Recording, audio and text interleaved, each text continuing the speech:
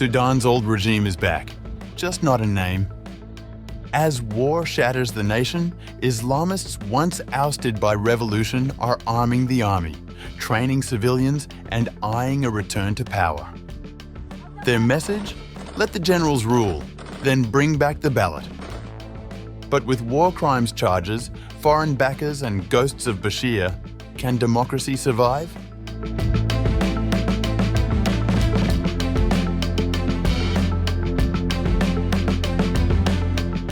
In Sudan, the Islamist political movement toppled during the country's 2019 uprising is resurfacing with a clear eye on reclaiming power. Reuters reported on July 25th that as the devastating war between the Sudanese armed forces and the Rapid Support Forces grinds through its second year, members of the former ruling National Congress Party, or NCP, now claim they could support prolonged military rule, provided it paves a pathway for their return through elections. In an interview with Reuters, former NCP chairman Ahmed Haroun, wanted by the International Criminal Court, laid out a vision of a military-led transitional period, with Islamists slowly re-entering formal political life.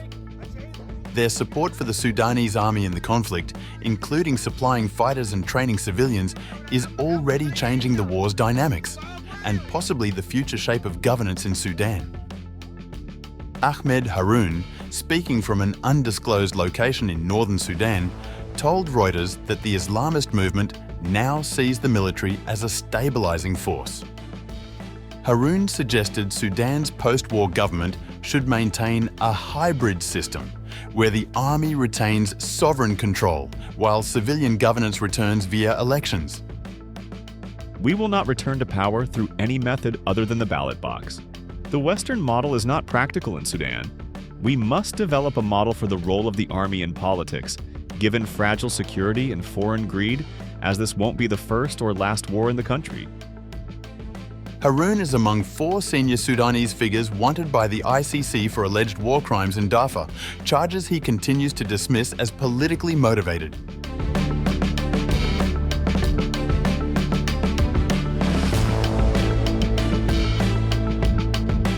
Despite public denials from the army, there is growing evidence that Islamist networks have played a major role in recent battlefield gains. A confidential NCP document obtained by Reuters claims the group has contributed 2,000 to 3,000 fighters directly to the army's war effort over the past year. In addition, Islamists have reportedly helped train over 70,000 civilians mobilized by the army, many of whom have since joined frontline operations. According to military sources cited by Reuters, around 5,000 fighters loyal to the NCP now serve in elite Special Forces units. The Islamist-trained Al-Bara Ibn Malik Brigade in particular has made headlines for its involvement in breaking RSF sieges around army positions in Khartoum. Its leader, Owais Ghanim, a 37-year-old engineer, told Reuters that the brigade fights not for Islamist power, but to repel RSF aggression. Still, rights monitors have accused the group of extrajudicial killings, a charge Ghanim denies. However, Sudan's military leadership continues to distance itself from any formal alliance with Islamist factions. A spokesperson told Reuters that the army does not ally or coordinate with any political party.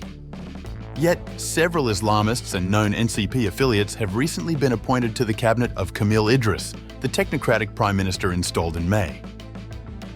General Abdel Fattah al-Burhan, Sudan's de facto leader, faces a delicate balancing act, refusing to legitimize the NCP while simultaneously relying on its deep bureaucratic networks, fighters, and foreign channels for support.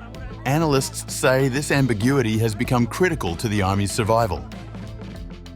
RSF advisor Mohammed Mukhtar claimed that the Islamists are the ones who set off this war in order to return to power once again, warning that their influence is deeper than publicly admitted.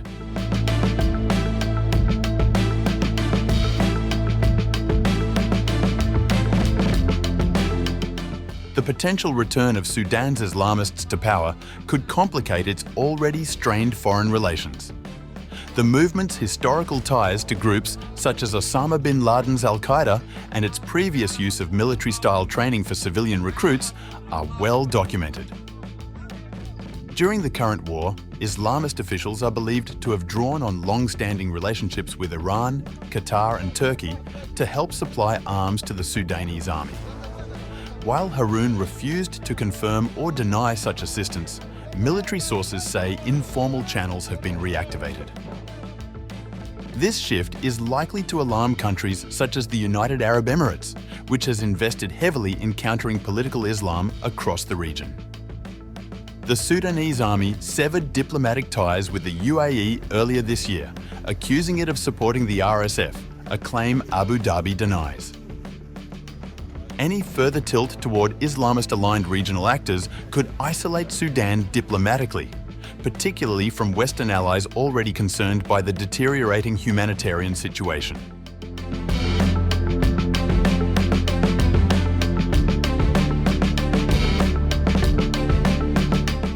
The re-emergence of Islamist factions risks reversing the achievements of Sudan's 2018-2019 pro-democracy movement, which brought an end to 3 decades of Omar al-Bashir's authoritarian rule. The NCP, once at the heart of Bashir's power structure, had been sidelined and outlawed after the revolution. Yet by mid-2023, the trajectory of Sudan's political transition had already begun to stall. The civil-military agreement intended to usher in democratic governance was repeatedly delayed. The outbreak of war in April 2023 only accelerated the country's regression into militarized politics.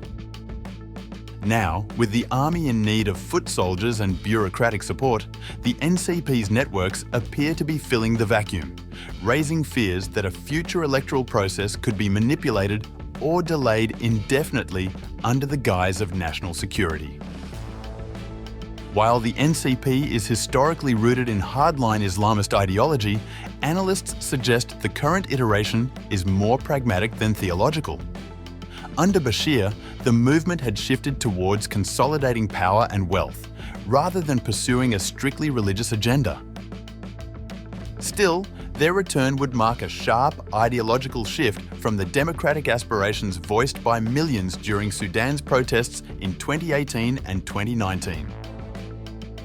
As the war continues with no clear end in sight, the prospect of elections, let alone free and fair ones, remains remote.